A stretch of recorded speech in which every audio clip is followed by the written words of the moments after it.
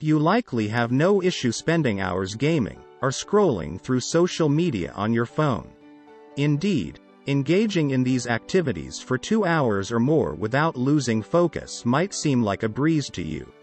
However, dedicating just 30 minutes to studying feels like a monumental task.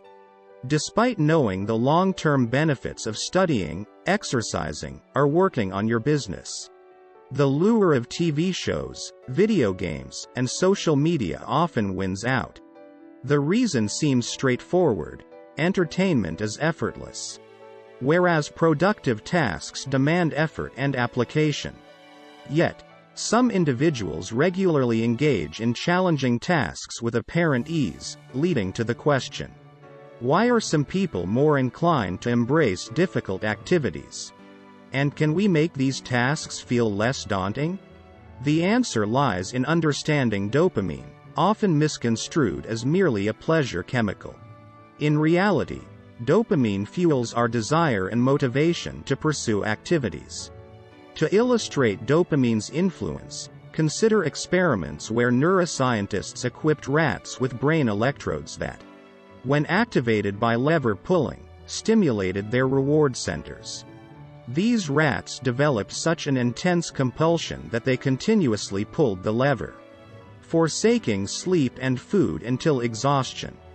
Conversely, when dopamine release was inhibited, the rats showed no initiative to eat, mate, or pursue any desires, though they would still eat if food was placed directly in their mouths, indicating a loss of motivation rather than pleasure. It's a common assumption that basic needs like hunger and thirst are our main motivators for seeking food and water. Yet dopamine plays a crucial role in this process as well. Essentially, the brain sets its priorities based on the expected dopamine release from various activities. Activities that release little dopamine generate minimal motivation, while those triggering substantial dopamine release compel us to engage repeatedly. Dopamine is released in anticipation of a potential reward from certain behaviors, but not when the expected reward is absent. For instance, the mere anticipation of enjoying comfort food triggers dopamine release, regardless of whether the consumption ultimately leads to regret. This mechanism is indifferent to the potential harm of high dopamine activities, vividly illustrated by the plight of drug addicts who, despite understanding the harm, are driven by the craving for more, due to the excessive dopamine release from substances like cocaine and heroin. Virtually all activities, including satisfying thirst, trigger dopamine to some extent. However, the most significant spikes occur with unpredictable rewards, like gambling on slot machines, where the anticipation of a win keeps you engaged despite losses. In our digital age, we're bombarded with unnaturally high levels of dopamine through behaviors like endlessly scrolling on social media, gaming, or consuming internet pornography, all driven by the anticipation of some form of reward. This constant search for the next dopamine hit essentially turns us into those rats, incessantly pressing the lever, expecting the next reward. The implications of this may seem harmless at first glance, suggesting, so what if it feels good? However, this overlooks the crucial role of homeostasis in our bodies, indicating a misunderstanding of the deeper consequences of our dopamine-driven behaviors. Our bodies strive to maintain a stable internal environment, balancing physical and chemical conditions.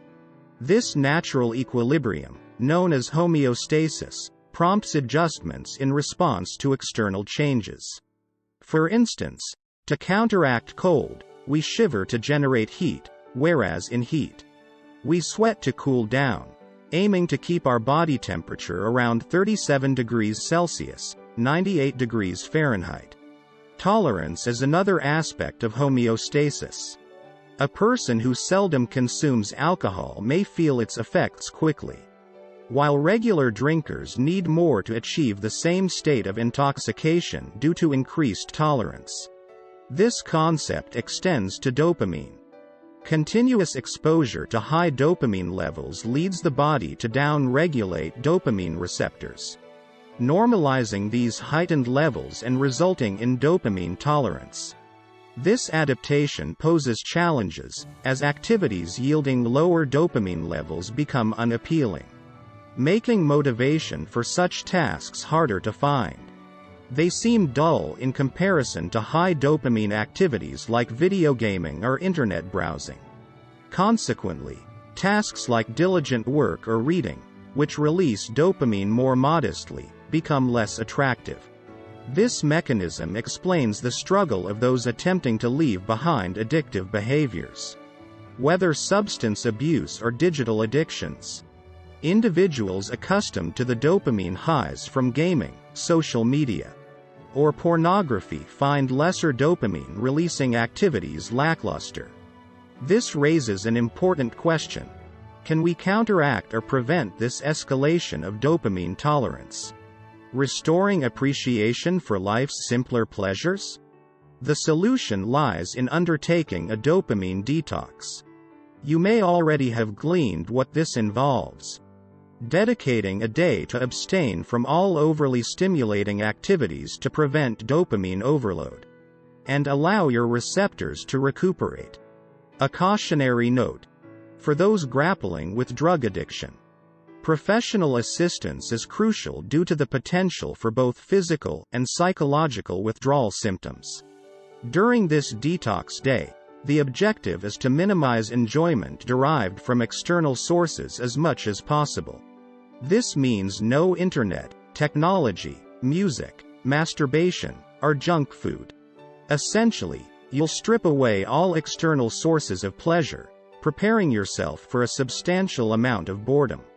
However, this day also permits certain activities: taking walks, meditating, engaging in self-reflection, and jotting down thoughts or ideas on paper. Though this approach might seem drastic, it's designed for those seeking significant changes swiftly through radical measures. The dopamine detox starves you of the high levels of pleasure you're used to, making activities that previously seemed mundane or uninteresting more appealing. In essence, the detox leverages boredom as a tool, making the mundane suddenly seem enticing. If the idea of a full dopamine detox feels too intense, consider a more manageable approach by selectively reducing high dopamine activities. Choose one day each week to completely abstain from a specific high dopamine behavior.